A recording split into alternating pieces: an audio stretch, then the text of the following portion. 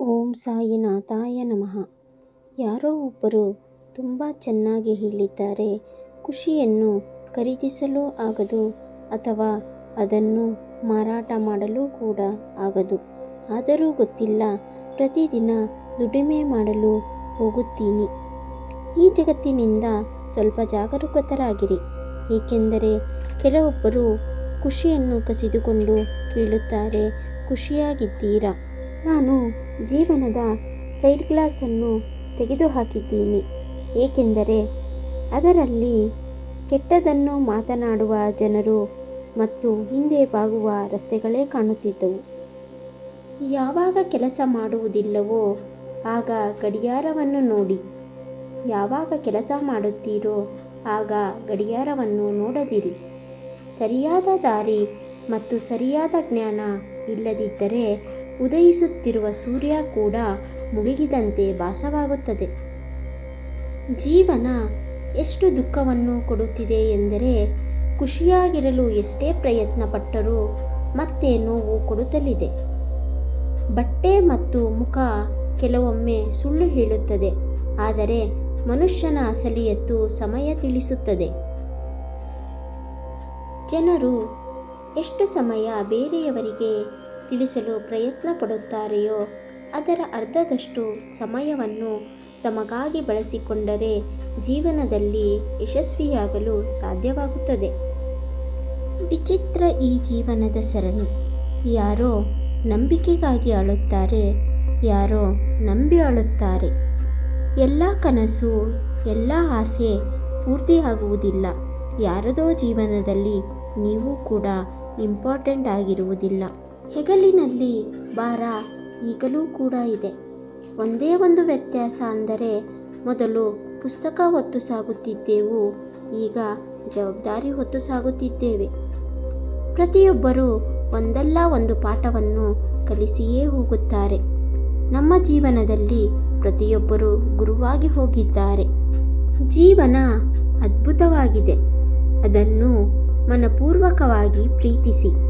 ನಮಗೆ ಅನಿಸುತ್ತದೆ ಬೇರೆಯವರ ಜೀವನ ಚೆನ್ನಾಗಿದೆ ಎಂದು, ಆದರೆ ನಾವು ಇದನ್ನು ಮರೆಯುತ್ತೇವೆ, ಅವರಿಗೂ ನಾವು ಕೂಡ ಬೇರೆಯವರೆಂದು.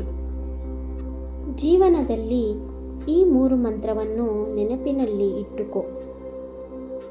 ಆನಂದದಲ್ಲಿ ವಚನವನ್ನು ಕೊಡದಿರಿ, ಕೋಪದಲ್ಲಿ ಉತ್ತರವನ್ನು ಕೊಡದಿರಿ ಮತ್ತು ದುಃಖದಲ್ಲಿ ನಿರ್ಧಾರವನ್ನು ತೆಗೆದುಕೊಳ್ಳದಿರಿ.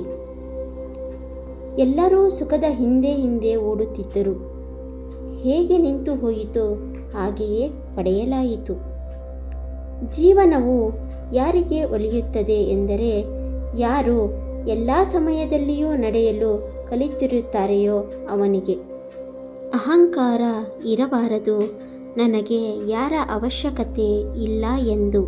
ಹಾಗೆ ಅಹಂಕಾರ ಪಡಬಾರದು, ನನ್ನ ಅವಶ್ಯಕತೆ ಎಲ್ಲರಿಗೂ ಇದೆ ಎಂದು. ಹಾಲಿಗೆ ದುಃಖ ಕೊಟ್ಟರೆ ಅದು ಮೊಸರಾಗಿ ಬದಲಾಗುತ್ತದೆ. ಮೊಸರಿಗೆ ದುಃಖ ಕೊಟ್ಟರೆ ಅದು ಬೆಣ್ಣೆಯಾಗಿ ಪರಿವರ್ತನೆಯಾಗುತ್ತದೆ. ಅದೇ ಬೆಣ್ಣೆಯನ್ನು ಕರಗಿಸಿದರೆ ತುಪ್ಪವಾಗಿ ಪರಿವರ್ತನೆಯಾಗುತ್ತದೆ. ಹಾಲಿಗಿಂತ ದುಬಾರಿ ಮೊಸರು, ಮೊಸರಿಗಿಂತ ದುಬಾರಿ ಬೆಣ್ಣೆ, ಬೆಣ್ಣೆಗಿಂತ ದುಬಾರಿ ತುಪ್ಪ.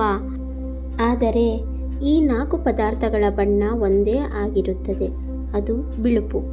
ಅದರ ಅರ್ಥ ಇದು: ಪ್ರತಿ ಬಾರಿ ದುಃಖ ಮತ್ತು ಸಂಕಟ ಬರುವುದರಿಂದ ಮನುಷ್ಯ ಆತನ ಬಣ್ಣವನ್ನು ಬದಲಿಸುವುದಿಲ್ಲವೋ ಸಮಾಜದಲ್ಲಿ ಅವನ ಪ್ರತಿಷ್ಠೆ ಹೆಚ್ಚುತ್ತದೆ. ದುಃಖದಿಂದ ಭಯಭೀತರಾಗದಿರಿ, ಇದು ಜೀವನದ ಒಂದು ಭಾಗ. ನಿಮ್ಮ ಬಗ್ಗೆ ಕಾಳಜಿಯಿಂದ ಇರಿ, ಏಕೆಂದರೆ ನೀವೇ ನಿಮ್ಮ ಮೊದಲ ಜವಾಬ್ದಾರಿ. ಒಂದು ದಿನ ಒಂದು ಹುಡುಗ ಪ್ರತಿದಿನ ತನ್ನ ತಾತ ಪೂಜೆಯನ್ನು ಮಾಡುತ್ತಿರುವುದನ್ನು ನೋಡುತ್ತಿದ್ದನು. ಅವನಿಗೂ ಕೂಡ ಅನಿಸುತ್ತಿತ್ತು, ಅವನು ಕೂಡ ತಾತನ ತರಹ ಪೂಜೆ ಮಾಡಬೇಕು ಎಂದು. ಆದರೆ ಅವನು ಹಿಂಜರಿಯುತ್ತಿದ್ದನು. ಒಂದು ದಿನ ತಾತನಿಗೆ ಪೂಜಾ ಗೃಹಕ್ಕೆ ಬರುವುದು ತಡವಾಗಿ ಹೋಯಿತು. ಆ ಹುಡುಗನಿಗೆ ಇದು ಒಳ್ಳೆಯ ಅವಕಾಶವಾಗಿತ್ತು. ಅವನು ದೀಪವನ್ನು ಹಚ್ಚಿ ಕೈ ಜೋಡಿಸಿ ದೇವರಲ್ಲಿ ಬೇಡಿಕೊಂಡನು. ದೇವರೇ, ನನ್ನ ತಾತನಿಗೆ ಆರೋಗ್ಯವಾಗಿ ಇಡು. ಅಜ್ಜಿಯ ಮಂಡಿ ನೋವು ಬೇಗ ವಾಸಿ ಮಾಡು. ಏಕೆಂದರೆ ಅವರಿಗೇನಾದರೂ ಆದರೆ ನನಗೆ ಚಾಕ್ಲೇಟ್ ಯಾರು ತಂದು ಕೊಡುತ್ತಾರೆ ಮತ್ತು ಕಥೆಯನ್ನು ಯಾರು ಹೇಳುತ್ತಾರೆ? ದೇವರೇ, ನನ್ನ ಅಪ್ಪ ಅಮ್ಮನಿಗೂ ಚೆನ್ನಾಗಿ ಇಡು. ಹಾಗೆ ನನ್ನ ಸ್ನೇಹಿತರಿಗೂ ಚೆನ್ನಾಗಿ ಇಡು. ಇಲ್ಲವಾದರೆ ನನ್ನ ಜೊತೆ ಆಟ ಆಡುವವರು ಯಾರು? ಮತ್ತು ನನ್ನ ಟಾಮಿಗೂ ಕೂಡ ಚೆನ್ನಾಗಿ ಇಡು. ಇಲ್ಲ ಅಂದರೆ ನಮ್ಮ ಮನೆಗೆ ಬರುವ ಕಳ್ಳರಿಂದ ಯಾರು ರಕ್ಷಣೆ ಮಾಡುತ್ತಾರೆ? ಹಾ ದೇವರೇ, ಎಲ್ಲಕ್ಕಿಂತ ಮೊದಲು ನೀನು ನಿನ್ನನ್ನು ಚೆನ್ನಾಗಿ ಇಟ್ಟುಕೋ.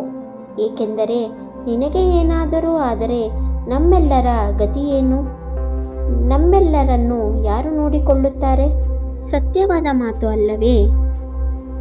ನೀವು ನಿಮ್ಮ ಜವಾಬ್ದಾರಿಯನ್ನು ಪೂರೈಸಬೇಕೆಂದರೆ ನೀವು ಆರೋಗ್ಯವಾಗಿರುವುದು, ಸಂತೋಷವಾಗಿ ಇರುವುದು ಅತಿ ಅಗತ್ಯ. ಹೇಗೆ ಹೇಳುತ್ತೀರಾ, ಯಾರಲ್ಲಿ ಉಸಿರಾಟವಿಲ್ಲ ಅವನು ಮೃತದೇಹವೆಂದು? ಯಾರಲ್ಲಿ ಮನುಷ್ಯತ್ವ ಇಲ್ಲವೋ ಅವನು ಯಾವ ರೀತಿ ಜೀವಂತ ಮನುಷ್ಯನೆಂದು? ಸುಳ್ಳು ವಚನ ಕೊಡುವ ಬದಲು ಧೈರ್ಯವಾಗಿ ನಿರಾಕರಿಸಿ. ಛಲದಲ್ಲಿ ಖಂಡಿತವಾಗಿ ಶಕ್ತಿ ಇದೆ, ಆದರೆ ಪ್ರೀತಿಯಲ್ಲಿ ಈಗಲೂ ಕೂಡ ಸರಳತೆ ಇದೆ. ಪ್ರೀತಿಯ ಮಾತುಗಳನ್ನು ಆಡಿ, ಅದನ್ನು ಕಿವುಡರು ಕೇಳಬಲ್ಲರು, ಮೂಕರು ಮಾತನಾಡಬಲ್ಲರು. ನಿಮ್ಮನ್ನು ನೀವು ದಿನದಲ್ಲಿ 1 ಬಾರಿಯಾದರೂ ಮಾತನಾಡಿಕೊಳ್ಳಿ. ಇಲ್ಲದಿದ್ದರೆ ನೀವು ಒಬ್ಬ ಒಳ್ಳೆಯ ವ್ಯಕ್ತಿ ಜೊತೆ ಮಾತನಾಡುವುದನ್ನು ಕಳೆದುಕೊಳ್ಳುವಿರಿ. ನೆನಪಿನಲ್ಲಿ ಇರಲಿ, ನಿಮ್ಮ ಜೀವನವನ್ನು ಬದಲಿಸುವ ಶಕ್ತಿ ಒಬ್ಬ ವ್ಯಕ್ತಿಗೆ ಇದೆ ಎಂದರೆ ಅದು ಕೇವಲ ನೀವು ಮಾತ್ರವೇ. ತಪ್ಪಾಗಿ ಹೇಳುತ್ತಾರೆ, ಜೀವನ ಒಂದೇ ಬಾರಿ ಸಿಗುತ್ತದೆ ಎಂದು. ಆದರೆ ಜೀವನ ಪ್ರತಿದಿನ ಸಿಗುತ್ತದೆ, ಸಾವು ಮಾತ್ರ ಒಂದೇ ಬಾರಿ ಸಿಗುತ್ತದೆ. ಒಂದು ಫೋಟೋಗ್ರಾಫರ್ ಒಂದು ಹೊಸ ಅಂಗಡಿಯನ್ನು ತೆರೆದನು. ಅವನು ಅಂಗಡಿ ಮುಂದೆ ಒಂದು ಬೋರ್ಡ್ ಹಾಕಿದನು. 20 ರೂಪಾಯಿಗೆ ನೀವು ಹೇಗೆ ಕಾಣುತ್ತೀರೋ ಹಾಗೆ ಫೋಟೋ ತೆಗೆಯಲಾಗುತ್ತದೆ. 30 ರೂಪಾಯಿಗೆ ನೀವು ಹೇಗೆ ಯೋಚಿಸುತ್ತೀರೋ ಹಾಗೆ ಫೋಟೋ ತೆಗೆಯಲಾಗುತ್ತದೆ. 50 ರೂಪಾಯಿಗೆ ನೀವು ಜನರಿಗೆ ಹೇಗೆ ತೋರಿಸಲು ಇಷ್ಟಪಡುತ್ತೀರೋ ಹಾಗೆ ಫೋಟೋ ತೆಗೆಯಲಾಗುತ್ತದೆ. ಆ ಫೋಟೋ ತೆಗೆಯುವನು ಅವನ ಜೀವನ ನಂತರ ಅವನ ಆತ್ಮಚರಿತ್ರೆಯಲ್ಲಿ ಬರೆಯಲಾಗಿತ್ತು.